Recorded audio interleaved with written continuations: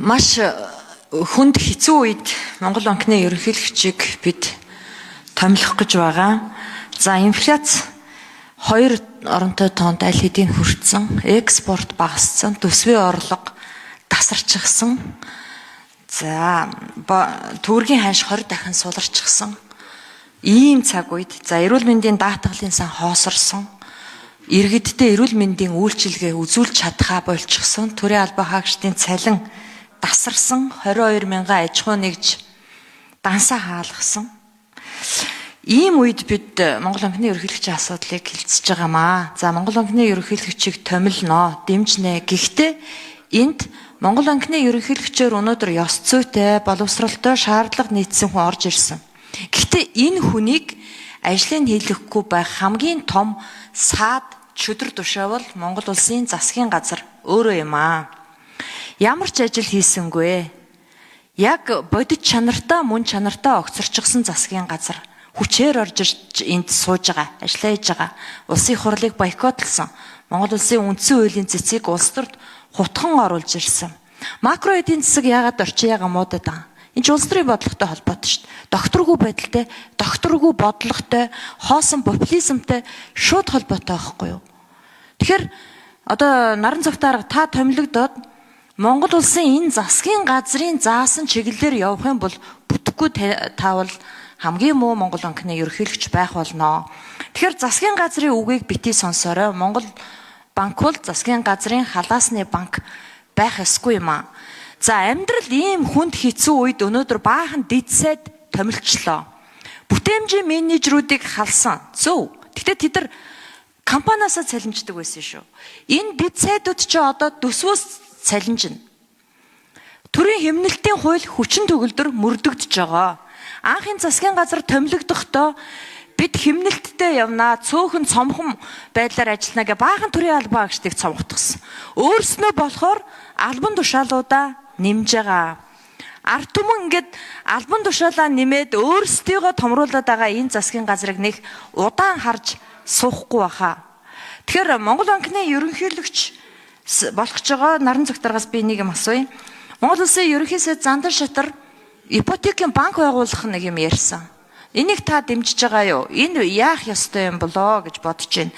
Тэгээд та засгийн газрын хийгснэг хийгээд байвал хинч биш болно. 2027 онд Монгол улсын ерөнхийлөгчийн сонгуул болно. За ерөнхийлөгчийн сонгуулийг он гараад 26 он гараад таныг зоох болно. Энэ мэт улс төрийн хавчилт, шахалтанд битгий ороорой.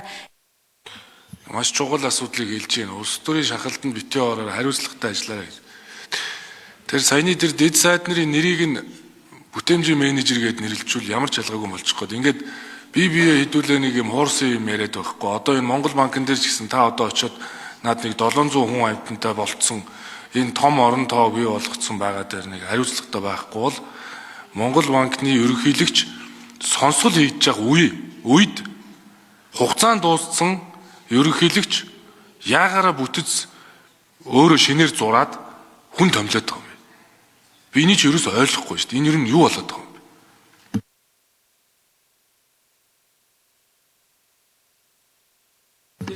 Тэгээ Санжаагийн наран цогт нэр дэвшигч. За мөнх хөсөлтөн гишүүний асуултанд хариулъя. За таны Монгол улсын эдийн засгийн төсөв эдийн засгийн нөхцөл байдал хүнд байгаатай бол санал нэг байгаа. Та бас тодорхой тоо баримтуудыг дурдлаа. Тэгээ энийг мөнгөний бодлого, төсвийн бодлоготой уялдаж засах дээр хичээж ажиллана. Богино хугацаа ер нь нэлээд шуурхай ажиллах цаг үе бид нарт ирсэн байна. Тэгээ дан төсвийн бодлого, мөнгөний бодлогоос бас шийдвэр өгдөхгүй. Тэгэхээр мэдээж хэрэг засгийн газар төв банк хоёр болвол энэ ард иргэдийн эдийн засгийн доктортой байдал, өсөлтийн төлөө бас байх өөр бүлээсэн байгууллагуудаа. Тийм учраас нөгөө би түрүү хэлээд байгаа нь яг хийгснийг хийж төв банк бол засгийн газрын кассын машин болж төсвийн болоод хагас төсвийн үйл ажиллагааг явуулах ёсгүй. Харин стратегийн түншийн хүрээнд бол энэ тэр асуудлуудыг хэрхэн шийдэлж болох вэ? Заавал одоо төв банкнаас мөнгө төгрөг хэвлэхгүйгээр төв банкнд өөрөг хариуцлага хуулиар хүлээгээгүй үүрэг хариуцлага хүлээлгэхгүй үндэслэлийн өмнө дээр бол хатуу байр суурийг илэрхийлж ажиллах ёстой. Би ч ингэж ажиллана гэж бодож байна. За ипотекийн тэр банкны хувьд бол гişүнэ ийм байна. Ер нь түрүүний би бом хорол гişүнэ асуултан дээр бас ярьсан. Бидэнд зайлшгүй энэ 6% татаастай хөтөлбөрөөс гадна одоо банкуд дээр өөрийн их усүрээрээ олгоод явж байгаа 10% хүүтэй ийм зах зээл угаасаа үүссэн байна. Энийг яг олон улсын одоо энэ ипотекийн институтсууд хийдгэлтэй. Заавал бас банк байх албагүй. За Солонгосын одоо нөгөө Housing Corporation байна. Айгу энэ бас хүлгэр жишээ. Тэр зарчмаар бид нар нөгөө зорилттой бүсгээс салгаад яг орон сууцны зах зээлийг энэ орлогод нийцсэн зах зээлийн хөгжүүлэх ийм тогтолцоог бол бий болгох зайлшгүй шаардлагатай. Энэ зах зээлийг бол үүсгэх шаардлагатай. Зүгээр банк байх ёстой юу гэдэг асуудал хоёрдугаар асуудал. Миний зүгээр хамгийн ихэнд санаа зовж байгаа юм бол бид нар ингээд нөгөө засаглал зөв юм хийж чадахгүй бол хоёр дахь хөгжлийн банк болох юм эрсдэл бас байгаа.